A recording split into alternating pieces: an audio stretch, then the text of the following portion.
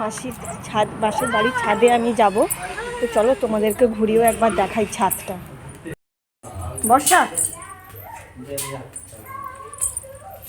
চলো ছাদে উঠি। হ্যাঁ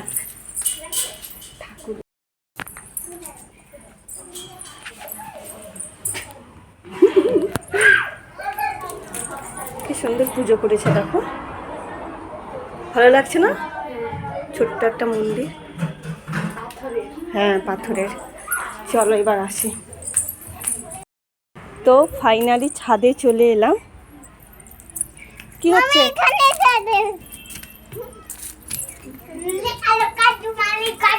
মামা না, নটি করতে নেই, এদিকে এসো।